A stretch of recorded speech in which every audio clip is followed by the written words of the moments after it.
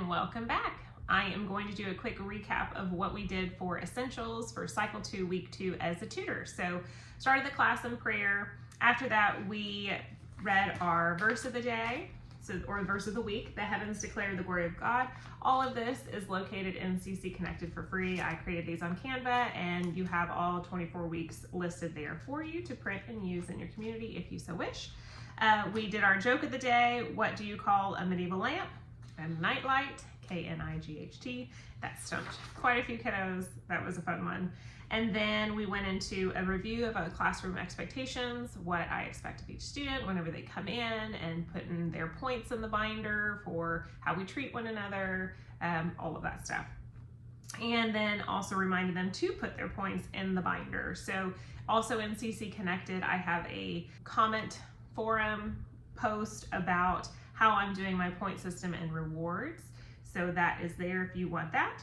And then we jumped into grammar. We did a Chart A relay race. So I divided the class into 4 teams. I already have them all pre-numbered based on their last name in alphabetical order. So I just said like numbers 1 through 4 here. So they knew their number, they knew where to go. And so that's how I split the team. And I gave them a blank Chart A and just let them fill it out. They had to do one at a time around a clockwise circle to see how fast and what team could finish first. So that's what we did for our review. Then we got into verbs. So I asked them what the 8 parts of speech from Chart A was, noun, pronoun, verb, adverb, so forth. Then we dove into verbs. So I refreshed their memory about what a subject and predicate is, and then asked them what is a verb. So we turned to Chart C. I then played the foundation song that I believe is from week 16. I had it written down somewhere. I think it is Cycle 2, Week 16, but don't quote me on that. So I played the foundation song that talks about what a verb is. A verb is a word that asserts an action, shows a state of being, links 2 words together, or helps another verb.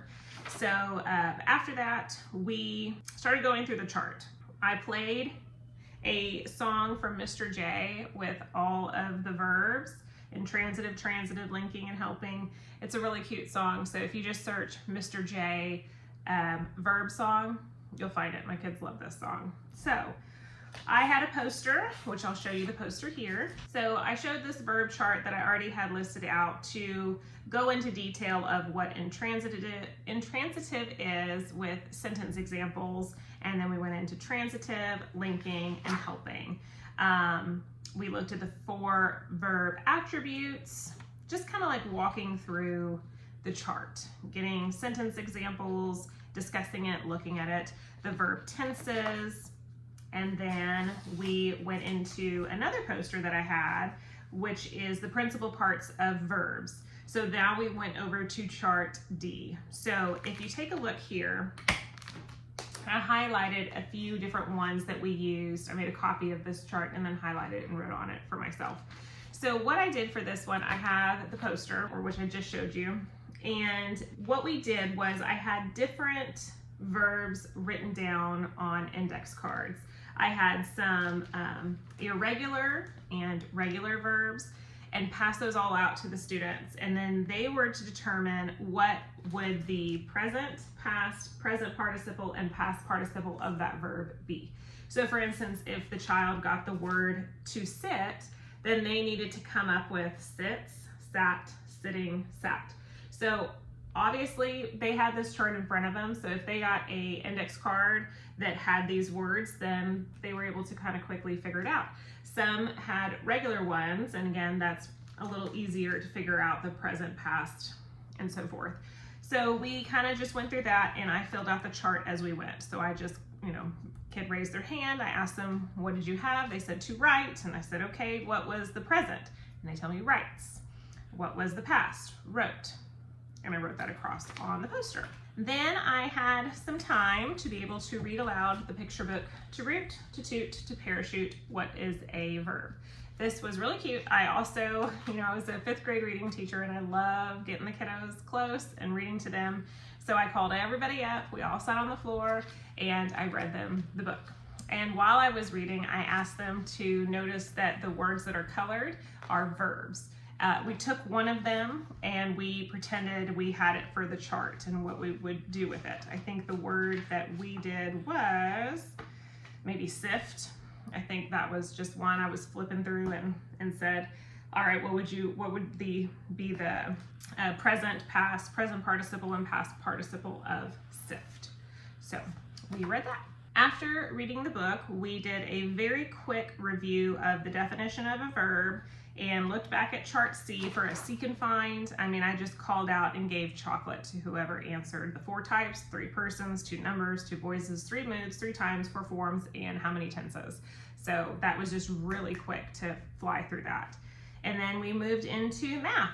For math, I did the number notation, showed the artwork, read the script to talk about the math map, did a quick review of what order of operations is, the PEMDAS.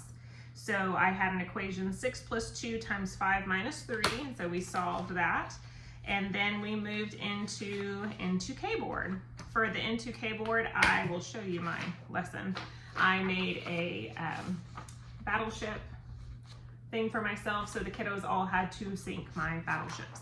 So that was a lot of fun. Aftermath was IEW, so I reviewed, just asked them what do the letters KWO mean, keyword outline, how many words can you use for each line, 3, and then we talked again about our stylistic techniques poster, and I have a picture of the poster. And I will be adding to that poster as we go through, but the ones we learned so far in week 1 was the ly adverbs and vocabulary. We then split to read papers. I split the kiddos up into 4 different groups and had a parent lead a group. They went off, read their papers in their group, and then came back together. And then I reviewed ly adverbs. So we just came up with an example like the knight charged, how did the knight charge? And I took a few examples with some ly adverbs. Then I asked my kiddos and parents to open up to lesson 4. We looked at page 42 and read the rule on the top of that page, talking about a title repeating 1 to 3 key words from the final sentence. And then we turned to page 38 and tried creating our own title with that last sentence. So like Justinian's Glorious Empire, Justinian's Mighty Empire, and so forth. Then we learned the who, which clause on page 40 and talked about how if we were to take the example that's on page 40, Justinian the Great, comma, who ruled the Eastern Roman Empire, comma, desired to recapture Roman lands from the barbarians. If we were to take who ruled the Eastern Roman Empire and pull that out, the sentence still makes sense. Justinian the Great desired to recapture Roman lands from the barbarians. So kind of discussed that for a minute and looked at that in the lesson. And then we had fun working on a who, which clause at the kiddos' seats. So what I did was each student got a card that I pre-made that are just a variety of different ones, plus an index card, blank index card. So I didn't even look. I had them face down and passed them out. So for instance, there's Aladdin, LeBron James, Cristiano Ronaldo, Simone Biles, Pinocchio, Michael Jordan. I mean, there are quite a few. So I passed these out and then asked the students to come up with their own who, which clause. The example that I had was Michael Jordan, and then I asked somebody to tell me, how would you describe him? You know, like what would be a who, which? And they were like, who's the GOAT? And I said, okay. So Michael Jordan, comma, who is the GOAT, comma, played for the Bulls. Okay, so that was just an example that I wrote on the board, and then the students with their parent took their card and created a who, which clause for whomever they had. So these are all who's, obviously.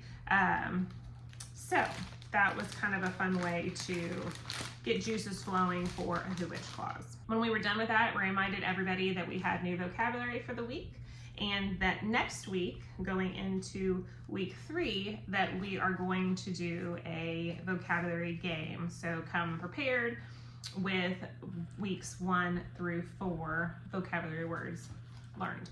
So I always have this hanging up every week so the parents and students can see them so they know what vocabulary words are for that week. After that, we did our keyword outline. So we created one together for the source text for lesson 4 about Justinian the Great.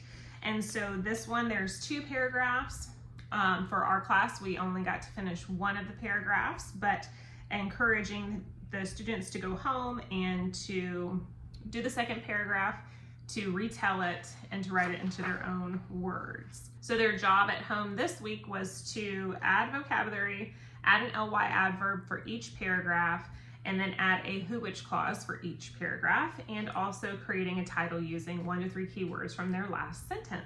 So that's pretty much it for week 2. I know that was kind of a big rough overview, but I have these lesson plans that I created. They are in CC Connected. Currently, just weeks 1 through 6 are available. I am trying to tutor, homeschool, and then work ahead to get these lesson plans done, but it's a little slow going right now, but hopefully I'll find some time and get that lesson 7 up and loaded in CC Connected soon. So that's it. I hope you all have a wonderful rest of your day, and thanks for listening and tuning in.